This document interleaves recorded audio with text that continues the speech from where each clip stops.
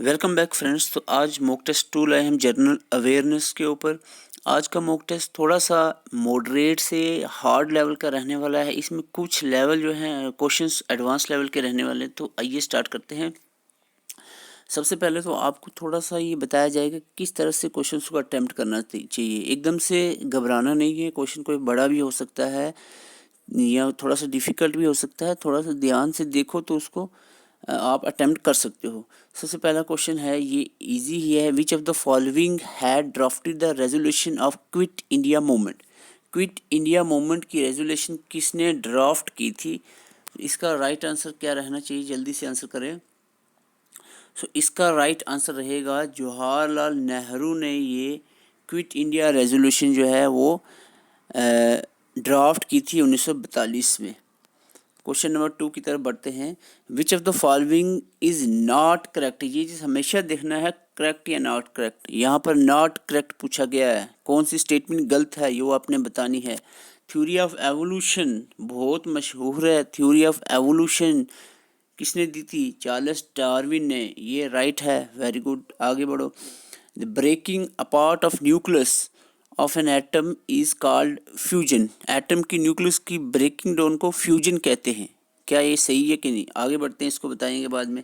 Dry ice is nothing but solid carbon dioxide. Dry ice का solid carbon dioxide होती है, क्या ये सही है। Telephone was invented by Graham Bell. Graham Bell. तो अब इसका आंसर क्या रहने वाला है, कौन सी स्टेटमेंट गलत है। तो सामने आपको समझ आ गया होगा कि स्टेटमेंट सेकंड जो है वो गलत है और सेकंड आंसर रहेगा बी। ओके, क्योंकि ड्राई आइस को कार्बन सॉलिड कार्बन डाइऑक्साइड कहते हैं और टेलीफोन ग्राम बेल ने ही इन्वेंट किया था और theory of evolution Charles Darwin ने ही दी थी। Question number 3, the national mission for saffron has been launched as a sub scheme of which of the following program। किस प्रोग्राम के अंदर national mission for saffron as a sub scheme launch किया गया था। किस mission के अंदर आता है ये, जल्दी से बताएं, किस स्कीम प्रोग्राम के अंदर आती है ये मिशन सफरान। तो national food security mission, national horticulture mission, राष्ट्रीय कृषि विकास योजना, नेशनल कैश क्रॉप प्रोग्राम। तो जल्दी से आंसर करें, थोड़ा सा कॉम्प्लिकेट क्वेश्चन हो गया यहाँ पर, घबराना नहीं है, ट्राई करें। तो यहाँ पर इसका राइट आंसर रहने वाला है राष्ट्रीय कृषि विकास योजना की प्रोग्राम के अंदर नेशनल मिशन ऑफ सेफ्रॉन आता है। ओके, क्वेश्चन 4 है, थोड़ा सा लेंथी आपको लग रहा है। आपने आर्टिकल 21 पढ़ा होगा कॉन्स्टिट्यूशन ऑफ इंडिया का, उसमें कुछ अमेंडमेंट्स हुई हैं रिसेंटली, तो उस रिलेटेड ये क्वेश्चन है। The supreme court has increase the ambit of right to life। तो आपने ये सुना होगा 21 आर्टिकल में राइट टू लाइफ के बारे में है। To include which of the following, एक अमेंडमेंट के तहत इसमें कुछ और चीज़ ऐड की गई है। तो वो क्या है, right to life include right to live with dignity, क्या ये ऐड किया गया है। Right to life include the right to livelihood. Right to life include the right to receive minimum wages. ये तो लग नहीं रहा है सी का, ठीक है। अगर आपको आंसर नहीं आ रहा है सी, तो आप 3 आपको बिल्कुल गलत नज़र आ रहा है, ठीक है। तो 4 है the right to life include the right to guarantee employment. ये नरेगा वाला पॉइंट है, ये दोनों नहीं लग रहे हैं 3 और 4। उसका अगर आपको नहीं आ रहा आंसर तो आपको एटलीस्ट 3 और 4 वाले बाहर निकाल सकते हो, यानी ऑप्शन ए और ऑप्शन डी आपका बाहर चला गया। इसका मतलब है आपके पास 3 भी बाहर है, तो इसका मतलब सी भी निकल गया है, ठीक है। 3 4 आपको लग रहा था नहीं है, तो आंसर निकल आया। क्या आंसर, 1 और 2 स्टेटमेंट सही हैं, ठीक है। अगर आपको लगता था कि एक ही चीज़ आपको पता थी कि right to life with dignity article 21 में ऐड हुआ है, ठीक है, लेकिन बाकी आपको पता नहीं था। लेकिन ओनली वन ऑप्शन नहीं है, इसका मतलब है 2 right to life include with right to livelihood भी आर्टिकल 21 में ऐड हुआ है, तो आंसर इसका बी रहेगा। तो इस तरह से बड़े क्वेश्चन इजी होते हैं, थोड़ा सा इसमें आपको ध्यान रखना है और एलिमिनेशन मेथड अपनाना है। अगर क्वेश्चन ना आए, विच of the following books is associated with the rise of national movement in India. कौन सी बुक नेशनल मूवमेंट के राइज के रिलेटेड है, यानी कौन सी बुक एसोसिएट है जो नेशनल मूवमेंट के साथ एसोसिएट है, तो इसका राइट आंसर रहता है आनंद मैथ। कमेंट करके आपके बता सकते हैं आनंद मैथ किसने लिखी थी, बहुत ही पॉपुलर नाम है, कमेंट करके आप ज़रूर लिख सकते हैं। Question 6, which movement inspire Sardar Vallabh Bhai Patel to become the follower of Gandhi ji. कौन सी मूवमेंट के बाद सरदार वल्लभ भाई पटेल जो है वो सही मायनों में फॉलोवर बन गए थे गांधी जी के, तो ये मूवमेंट थी खेड़ा की। और एक बार और बता दूं, गांधी जी ने खेड़ा मूवमेंट के बाद सरदार वल्लभ भाई पटेल को सरदार का टाइटल जो है ना, ये इसी खेड़ा मूवमेंट के बाद दिया गया था गांधी जी के द्वारा। किसको? वल्लभ भाई पटेल को। ओके, तो आगे बढ़ते हैं। क्वेश्चन 7, आज थोड़ा मैं स्लो चल रहा हूँ ताकि आप आसानी से देखें क्या क्वेश्चन है और किस तरह आंसर करने हैं। On which of the following fleet the naval revolt of 1946 was started. कौन सी फ्लीट के ऊपर नेवल रिवॉल्ट 1946 का स्टार्ट हुआ था?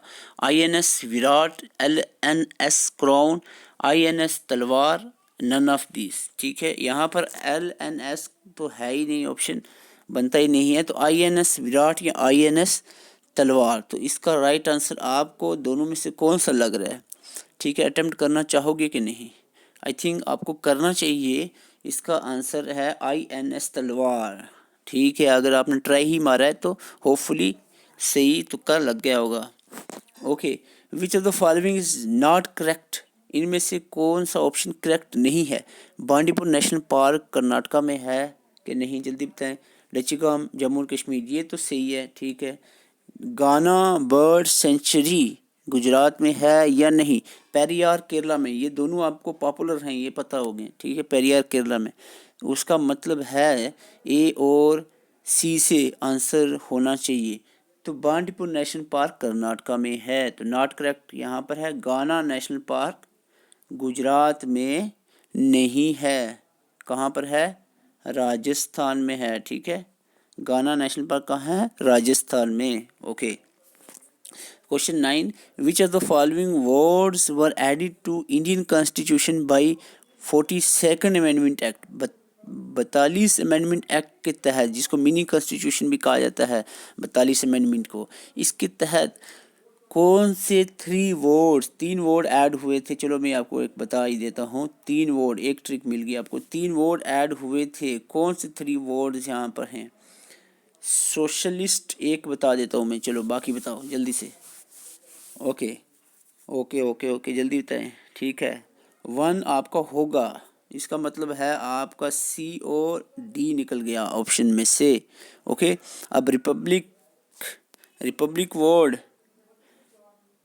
नहीं हुआ है ऐड, तो इसका मतलब दो जो है ऑप्शन में नहीं है। देखो आंसर निकल गया बिना, अगर आपको नहीं भी आता है, थोड़ा बहुत आता है इस बारे में, तो भी आंसर निकल जाता है। एकदम से स्किप नहीं करना है क्वेश्चन। ठीक है, आपको इतना पता है सोशलिस्ट तो ऐड हुआ था लेकिन रिपब्लिक नहीं ऐड हुआ है, तो यहाँ से आंसर निकल गया है 1, 3 और 5। सोशलिस्ट, सेक्युलर और इंटीग्रिटी जो है वो 3 ऐड किए गए थे 42 अमेंडमेंट के तहत। Consider the following statement. A color blindness person cannot distinguish red and green color. Color blindness is related to defect in nerve cell. ठीक है, बहुत सिंपल है। नर्व सेल से कलर ब्लाइंडनेस तो बिल्कुल नहीं जुड़ा है, रेटिनल के जो रेटिना के कौन सेल्स होते हैं उनसे जुड़ा हुआ है, तो ये ऑप्शन गलत है। तो इसका मतलब तो सीधा सीधा ही हो गया क्या? ए आंसर है इसका 1। कलर ब्लाइंडनेस रेड और ग्रीन कलर को डिफ्रेंशिएट नहीं कर पाता। ठीक है, a colour blindness person where the person able. Colour blindness क्या होती है? कंडीशन जहाँ पर एक पर्सन रेड और ग्रीन कलर को डिफ्रेंशिएट नहीं कर पाता। कलर ब्लाइंडनेस एक एक्स एक क्रोमोजोम होता है, sex chromosome, X linked disease है, एक कंडीशन है इन विच द रेटिनल, जिसमें आईज के जो रेटिना होते हैं उनके कौन सेल में डिफेक्ट आ जाता है, नॉट डेवलप्ड प्रॉपर्ली, अच्छे से डेवलप नहीं होते। तो ये आपने याद है, कौन सेल्स होते हैं जो रेटिना के एक कलर को डिफ्रेंशिएट करने में हेल्प करते हैं। Cow milk is rich source of. Cow milk में कौन सी विटामिन पाई जाती है ज़्यादातर? तो काउ मिल्क में विटामिन ए पाई जाती है, A, very good very good, vitamin A. देखो अब थोड़ा सा बड़ा क्वेश्चन है, इसका मतलब नहीं है कि मुश्किल होगा, हाँ ये थोड़ा सा हो सकता है, लेकिन सारे इस तरह के क्वेश्चंस मुश्किल नहीं होते। ये फेस्टिवल से है, थोड़ा सा मुश्किल हो सकता है। Match first and second match करना है यहाँ पर। आपको बताऊँ पहले लिस्ट में फेस्टिवल दिए हैं, ये वो फेस्टिवल हैं जो साल के ख़त्म होने, साल लगने पे फेस्टिवल मनाए जाते हैं कुछ स्टेट्स के अंदर। तो आपको बताना उगेड़ी जो है कौन सी स्टेट में मनाया जाता है, नवबर्षा, भद्रा पूर्णिमा, गुड़ी पड़वा। तो ये आपको यहाँ पर मैं सीधा आंसर पे ले जाता हूँ, थोड़ा सा कॉम्प्लिकेट क्वेश्चन हो गया है, थोड़ा नहीं काफ़ी।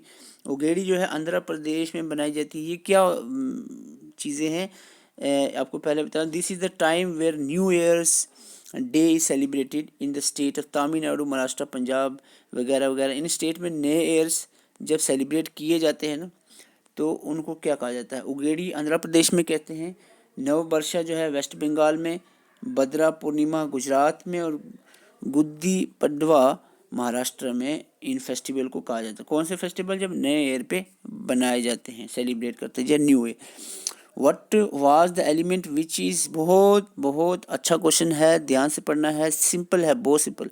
कौन सा एलिमेंट है जो लिक्विड होता है रूम टेम्परेचर पे एंड स्टैंडर्ड प्रेशर पे, रूम टेम्परेचर पे लिक्विड, कौन सा एलिमेंट। जल्दी से आंसर कर दिया तो हो गया आंसर आपका गलत।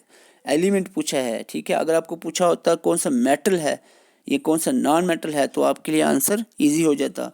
तो एलिमेंट है, तो यहाँ पर भी इजी है आंसर। आपको पता होगा कि मरकरी एक ऐसा मेटल है जो लिक्विड होता है एट रूम टेम्परेचर, और ब्रोमीन जो है ऐसा मेटल है, ब्रोमीन ऐसा नॉन मेटल है जो लिक्विड होता है रूम टेम्परेचर पे। तो इसका मतलब है दोनों ये एलिमेंट्स जो है रूम टेम्परेचर पे लिक्विड होते हैं। तो इसका आंसर रहेगा 2 और 4, आंसर रहेगा सी, 2 और 4, वेरी गुड। क्वेश्चन मैं स्लो इसलिए बोल रहा हूँ आज, क्योंकि आपको मौका दे रहा हूँ जल्दी से आप क्वेश्चंस पढ़ें और आंसर करें। विच of the following atmospheric gases constitutes green house gas, इनमें से कौन सी गैसेस ग्रीन हाउस गैसेस हैं, जल्दी से बताएं। ठीक है, 1 अगर आपको नहीं आता है, बिल्कुल थोड़ा बहुत आप ग्रीन हाउस गैस के बारे में पढ़ा है तो भी आंसर आप कर सकते हो। कार्बन डाइऑक्साइड आपको पता है ऑप्शन में, यानी 1 तो होगा ही, ठीक है, 1 सब में है। ओके, वाटर वेपर भी आप ग्रीन हाउस गैस है, ये भी आपको पता है, 1 और 4 आपको पता चल गया। इसका मतलब है एक ऑप्शन स्किप हुआ। इसके बाद सिंपल है ये, नाइट्रस ऑक्साइड तो है, nitrogen is not a green house gas. तो यहाँ 1, 3 और 4, 1, 3 और 4 डी इसका आंसर आ जाता है। इसमें एलिमिनेशन नहीं लग पा रही है, लेकिन ये सिंपल क्वेश्चन है, ग्रीन हाउस गैसेस नाइट्रोजन नहीं होती है। विच of the following is correctly match, इनमें से करेक्टली मैच कौन सी स्टेटमेंट है। तो रेवोल्यूशन और सेक्टर्स, रेम्बो रेवोल्यूशन इंडस्ट्रियल से जुड़ा है, नहीं, या है यस, जल्दी से बताओ। देखो एक तो आपको पता चल गया, क्या, अगर आपको कुछ नहीं पता, येलो ऑयल सीड्स होते हैं, सीड्स के रिलेटेड, तो ऑयल सीड्स यहाँ पर नहीं है। ओके, ये बाहर हो गया। ब्लू फिश, तो ये यहाँ पर राइट आंसर पहले से दिख गया, बहुत सिंपल है, blue revolution is related to fisheries. तो यहाँ पर राइट आंसर क्या रहेगा, B. Okay, question 16, the members of Lok Sabha from the UT of India are, India की जो जितनी भी यूटीज़ हैं उनके जो लोकसभा के मेंबर्स हैं, वो उनके बारे में आपने बताना है। नॉमिनेटेड होते हैं प्रेसिडेंट के द्वारा, या वो elected by members of local bodies of union territories, यानी लोकल बॉडीज यूनियन टेरिटरीज की जैसे पंचायत वगैरह उसको उनको सिलेक्ट करती है, इलेक्ट करती है। चूजन बाय डायरेक्ट इलेक्शन, क्या डायरेक्ट इलेक्शन के थ्रू ये इलेक्ट होते हैं। Chosen by direct election in Puducherry whereas nominated by president other UTs, Puducherry में डायरेक्ट इलेक्शन होते हैं, लेकिन बाकी यूटीज़ में प्रेसिडेंट इनको नॉमिनेट करता है। तो आपको पहले बता दूं, लोकसभा में नॉमिनेशन का कंसेप्ट नहीं है, पहले 2 एंग्लो इंडियंस नॉमिनेट होते थे, लेकिन अब वो भी नहीं है, ठीक है। लोकसभा में प्रेसिडेंट कोई भी नॉमिनेट नहीं करता है, तो इसका मतलब है सीधा सीधा कि फर्स्ट और 4 बाहर चला गया है, ठीक है। अब लोकल बॉडीज़ पंचायत वाले थोड़ा ही इलेक्ट करेंगे लोकसभा के मेंबर को, तो ये भी निकल जाता है बाय, इस तरह से आप निकाल सकते हो अगर ना आता हो answer.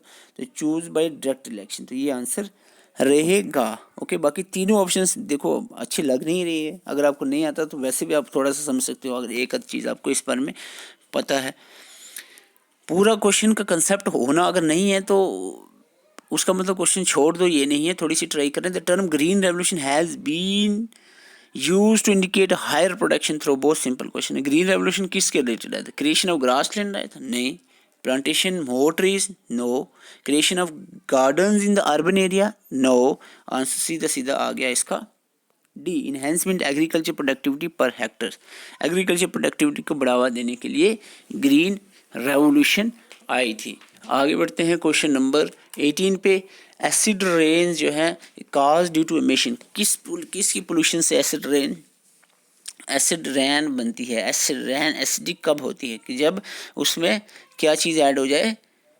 Oxides of nitrogen and sulphur, carbon dioxide and carbon monoxide, ozone and carbon dioxide, carbon monoxide and nitrogen. तो बहुत कॉमन क्वेश्चन है, सबको पता होता है। Oxides of nitrogen and sulphur की वजह से एसिड रेन होती है। Question 19, which of the following is one of the best solution to get rid of non biodegradable waste? Bio के जो स्टूडेंट उनके लिए ईजी होगा,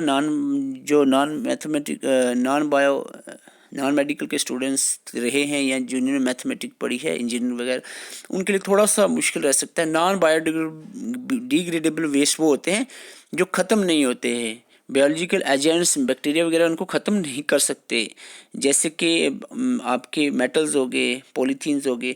तो इनको क्या करना चाहिए? प्लास्टिक बोटल्स हो गई, इनको क्या करना चाहिए? अब समझ आ गया होगा आपको। ठीक है, बरिंग हम किसकी करते हैं? बरिंग करते हैं जो बायोडिग्रेडेबल हो। ठीक है, और बर्निंग जो है, बर्निंग तो करनी नहीं चाहिए, पोल्यूशन हो जाती है। ठीक है, तो रिसाइकलिंग वेस्ट जो है, यहाँ पर आंसर रहेगा जो नॉन बायोडिग्रेडेबल वेस्ट होते हैं उनको रिसाइकलिंग करनी चाहिए, और जो बायोडिग्रेडेबल होते हैं उनको बर्निंग नहीं करनी, उनको क्या करना है? बरिंग करनी है, बरिंग, यानी उनको दफना देना है मिट्टी के अंदर ताकि वो ख़त्म हो जाए। यहाँ पर आंसर क्या है? ए। ओके, क्वेश्चन लास्ट है आज के सेशन का। Pick up the correct food chain. Food chain correct आपने ढूंढनी है। देखो, ग्रासिस को चैम्बरलेन खाएगा और चैम्बरलेन को इंसेक्ट, तो ये जुड़ी नहीं है। चैम्बरलेन को इंसेक्ट कहाँ खाएगा? ठीक है, चैम्बरलेन होता है वो गिरगिट, गिरगिट को इंसेक्ट तो नहीं खाएगा। ग्रास को फॉक्स खाएगा, और फॉक्स तो पहली बार ग्रासिस नहीं खाता, यहीं से बाहर हो गया। अदरवाइज देखो, फॉक्स को रॉबिट खाएगा, तो ये भी जुड़ती नहीं है। ठीक है, फाइटोप्लैंक्टन पानी में पाए जाने वाले छोटे छोटे से प्लांट्स होते हैं, उनको जू प्लैंक्टन खाएंगे, और जू प्लैंक्टन को जो पानी में फिशेज हैं वो खाएंगे।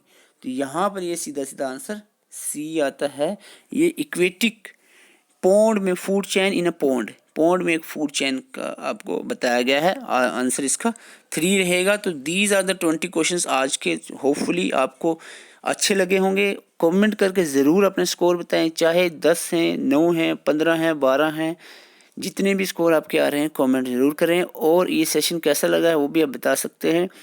वीडियो को लाइक करो, चैनल को सब्सक्राइब करके प्लेलिस्ट में ज़रूर विजिट करें। अगर आप नए स्टूडेंट्स हैं तो चैनल को सब्सक्राइब करें, और प्लेलिस्ट में जाकर जितने भी आपने वीडियोस अपलोड किए हैं, चाहे वो कंप्यूटर का कोर्स किया है, हिस्ट्री कोर्स किया है, जियोग्राफी वर्ल्ड और इंडिया, इसके बाद पॉलिटी के लेक्चर्स अपलोड किए हैं, और मॉक टेस्ट और MCQs बहुत सारे हमने अपलोड किए हैं प्रैक्टिस के लिए। और JKPSI के एस्पिरेंट जितने भी हैं वो हमें व्हाट्सएप मैसेज कर सकते हैं। उनके लिए जो शॉर्ट की नोट्स बने हैं वो आपको हम प्रोवाइड कर सकते हैं। उसके लिए आपको व्हाट्सएप नंबर बता देता हूँ। तो ये व्हाट्सएप नंबर आपको दिया है, इस व्हाट्सएप नंबर पे आप मैसेज करके ये नोट्स ले सकते हैं और अपनी रिवीजन को कंटिन्यू रख सकते हैं। एग्जैक्टली रिवीजन के लिए ये नोट्स ये बनाए गए थे। तो ये नोट्स लेकर आप रिवाइज करें। और इसके अलावा आप हमारी ऐप JKSSB स्टडी फास्ट पे विजिट कर सकते हैं। प्ले स्टोर में जाएँ, वहाँ से वो इंस्टॉल करके मॉक टेस्ट प्रैक्टिस कर सकते हैं। इस तरह के आपको वहाँ पर नंबर ऑफ़ मॉक टेस्ट मिलेंगे, वहाँ जाकर आप अटेम्प्ट कर सकते हैं। So all the best, continue रखें अपनी प्रिपरेशन को एग्ज़ाम तक। Thank you.